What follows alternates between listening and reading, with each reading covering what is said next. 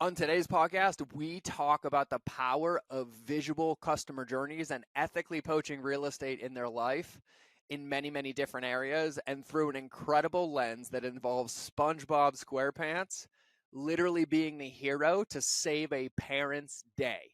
All of that and more. I sound like an infomercial. So let's just stop here and let's get into the episode.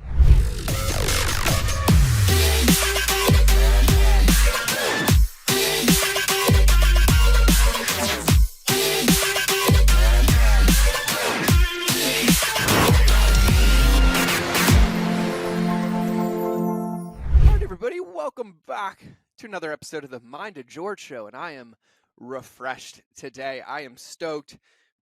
We're going to be talking about customer journey, but through a very interesting lens. And this whole topic, this whole podcast, I want you to just be in creative thinking mode.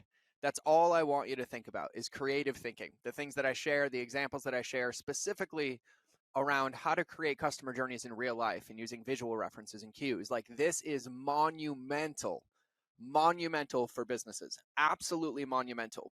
One of the things that I say, and I've been saying it a lot less, but I love saying this, is that my job is to ethically poach as much real estate in your life as possible, right? And I teach this to companies as well. And the concept of when we have somebody's email and we have a relationship with them and we're nurturing them and we're building it and we're in their inbox and we're on their social, we're really just on their phone or computer, and it requires they come find us to get into our ecosystem or to have some engagement. Where I think is in their life, right? In their home, on their desk, on their computer screen, on their playlists, in their car, like physical anchors and reminders as well, physical representations as well. And this is actually one of the reasons that my cookbook did so well. Is I actually, when writing that cookbook, and that was in 2012, 2013, I was still doing customer journey, then I just didn't know it. And I was obsessed about understanding how to get more people to buy the book. And I remember specifically telling my publisher, I'm like, no, dude, I don't think it's about just saving only 5 recipes to share. I think we share them all. Like, we need people to cook a recipe or eat a recipe to then be able to use the book. And then I started remembering, like, oh, using a book will be remembering that you have the book and how many books do people have. And so in the back of the book, I made tear outs for their refrigerator, like how to do paleo, what a paleo foods list was, foods to avoid, shopping lists that they could fill out blank, and a few key staple recipes so they could pin it on their fridge. And so I knew that if that bookshelf ever went back onto the shelf and they forgot about it, I had a better chance of having that magnet on their fridge with the tear out from the back of the book. And so understanding that, we have this ecosystem that's so large online, but it's only a small sliver of somebody else's life. And so on today's podcast, Ashley, our CEO, shared a story with me about her son Nick and how a visual customer journey like absolutely changed everything for him. And I was like, can we talk about it? And she's like, oh my God, yes, please. And so before I get into this though, like, let me just give you some updates. I am back. If anybody is traveling right now, because you're going to hear this in July, if anybody's traveling, don't. I am just smiling because I got stuck for 6 days in Austin a couple weeks ago. So got stuck in Chicago the other night. I've had my luggage lost 3 times, more delays, and I have learned the lesson of surrender so much. But I'm in the studio at home. Lindsay and I had like an incredible laugh together this morning. Branson is good. I'm good.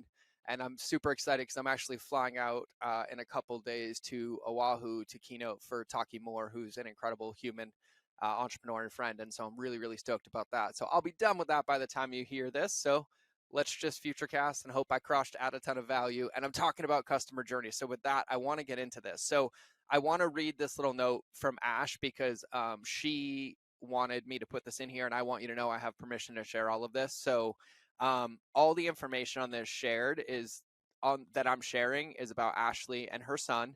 And it's just speaking to the purpose of the power of visual customer journeys and specifically in children. It's all public facts that she shared on her Instagram stories. And so she wanted me to make sure that people don't think I'm sharing a story without her knowledge about her kiddo. And so we are both on the same page. We're excited to share this. Okay. And so when I said earlier that I want you to have a really open mind and really creative, like think divergent thinking, right? Because I'm going to share this example, but your business is different. Your customers are different. You could be a chiropractor. You could be a physical therapist. You could have a supplement company. You could have a coaching business, but it all still applies when you think about how can you visually create things in your customers' lives that add value, but anchor and remind them to do the things that you're helping them do, right? So basically building in coaches without you having to be the coach in this environmental um, accountability, right? So what you can do, and the reason we're doing this is because you can use visual customer journeys as well. And so the story that I'm about to share with you, I'm going to read this from Ashley, is she has habits and routines with Nick and was having trouble following it. And it was like a written out thing. And then she made it visual.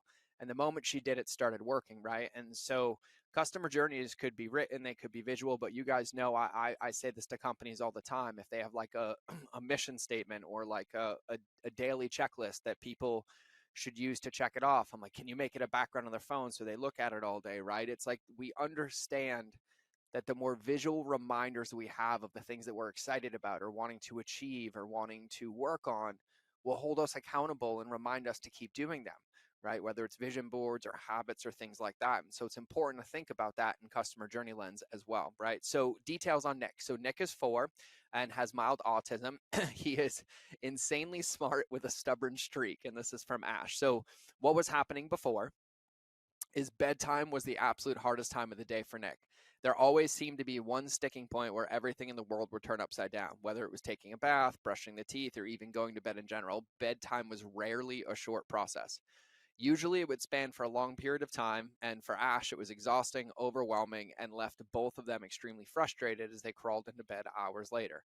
And so Ash tried a ton of things. So what she tried everything from trying to audibly prompt him, tried writing out in steps so that he could march off each step, right? So if you think about the routine, it's like, okay, take a bath, brush your teeth, read your books, do your thing, and finding a modality that worked for her son. And so audibly prompting him didn't work. Tried writing out steps, could mark off, didn't. Tried taking it one step at a time and keeping the routine the same each and every time.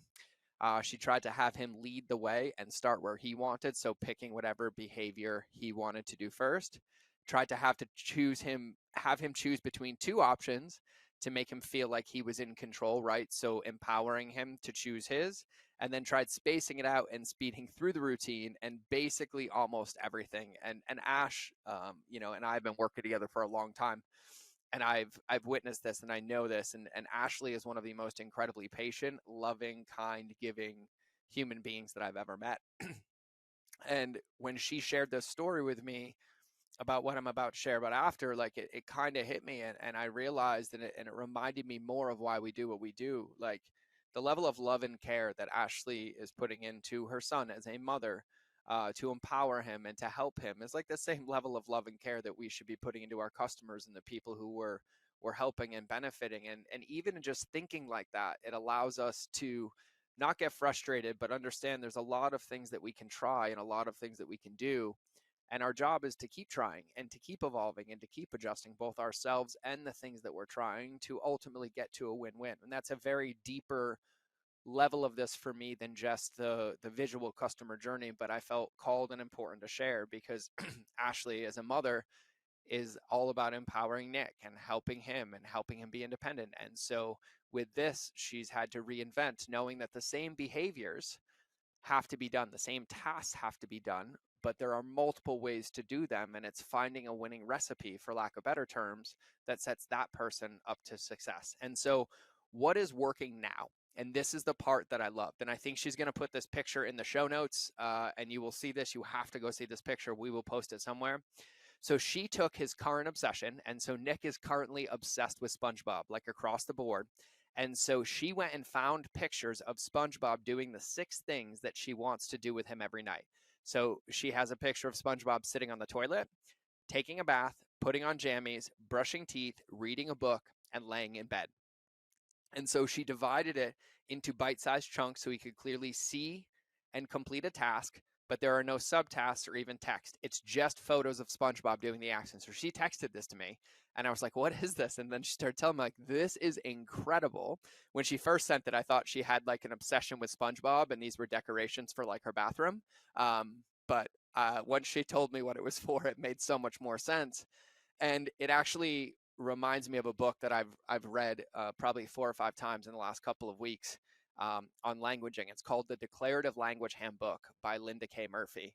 And the book is written through the lens of actually what Ashley is talking about and helping communicate and empower kids with learning disabilities to get them empowered. But it's also the best coaching manual in the world. I've been using it on myself, clients, and having them use it on me, because really it's about understanding how to empower the human with memories and anchors that allow them to feel empowered to make the decision and move forward. And so it's an incredible book. It's on Amazon. So she divided it out, and then so from there she printed them, then she laminated the cards, she glued on a magnet, put it on a cookie sheet, and then prompts him card by card. So he can easily see all 6 cards and can move the completed card on the back of the cookie sheet. So she went full Etsy mom, right? Crushed it. So printed them, laminated it, glued on a magnet, and then put them on a cookie sheet. So after introducing the cards, walking him through each step by showing him the card and then modeling the behavior, and then allowing him to experiment with moving them, she's now able to complete a bedtime routine in 30 minutes while allowing him the ability to take control and own his routine with the cards. Currently, yes, he does carry around a cookie sheet until I get him a big enough board, lol. But he loves it, and he knows that when the cards come out, it's time to start the routine. It's a visual prompt to then move into a routine, right? This is incredible, and it just makes my heart happy on so many levels. But why does this matter to you so much? Because a customer journey could actually be completed too visually if it serves the audience, right? Nick, in this case, doesn't need the words, the subtasks, or the additional details. By simplifying, giving him one visual prompt that allows him to easily identify the next step.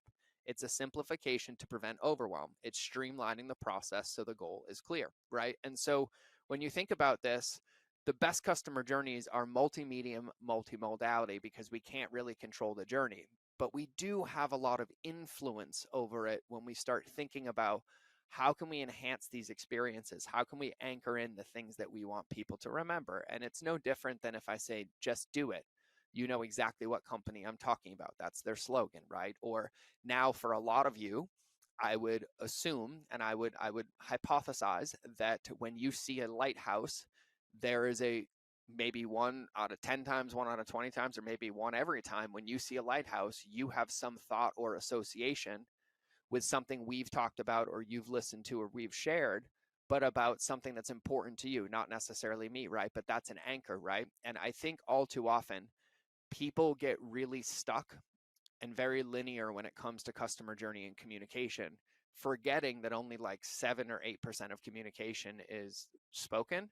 And I think with emails and with social media and with captions and pieces like that, I feel like it's only harnessing like 8 to 10% of communication.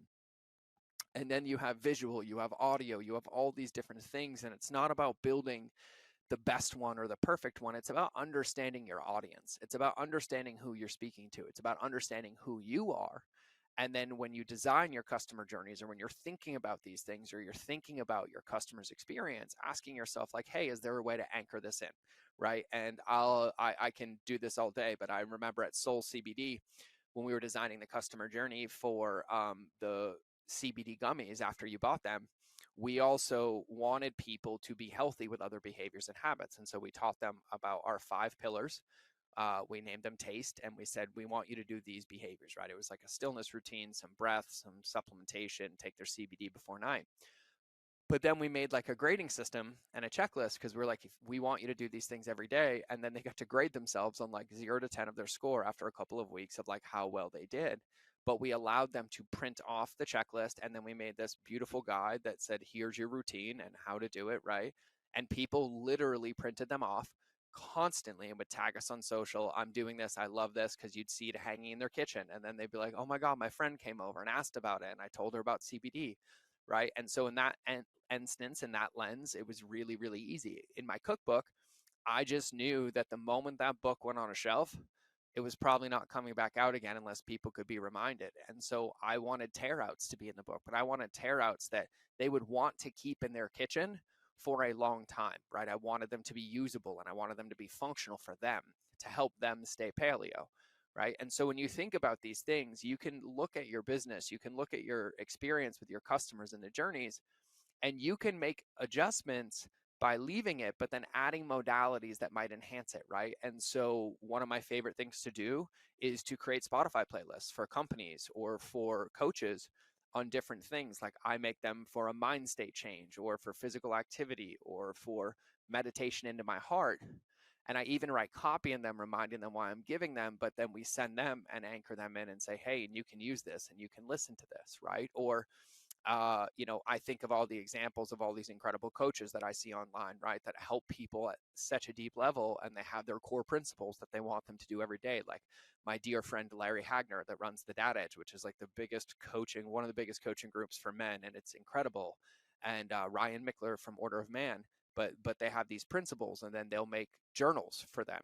But the journals don't have their brand on them. The journals have the principles on them, and they give them to men to be able to write in every day. And that every time they have that journal, it's anchoring in the things that they're working on.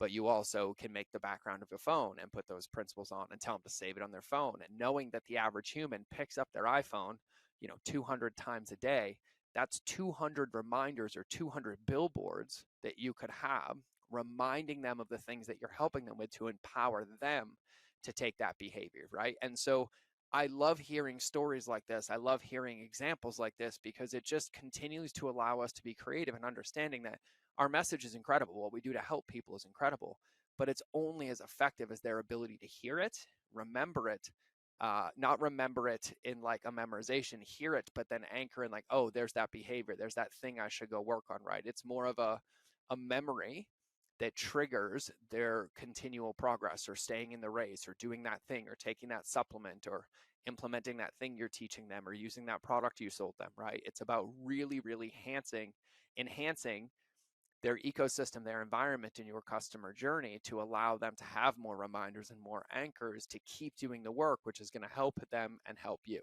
right? And so when you think about this, just think about the ways, like here's some things to chew on, right? This is just really like an idea podcast up at 30,000 feet. Like where could I add that? Or I could add an image there. Or, oh my God, we could totally print out a visual guide on how to use our electric toothbrush and people would actually want to use it in the bathroom, right? We could totally make 3 things like that. We could totally include a pamphlet in our box that included that they'd want to hang on the fridge, right?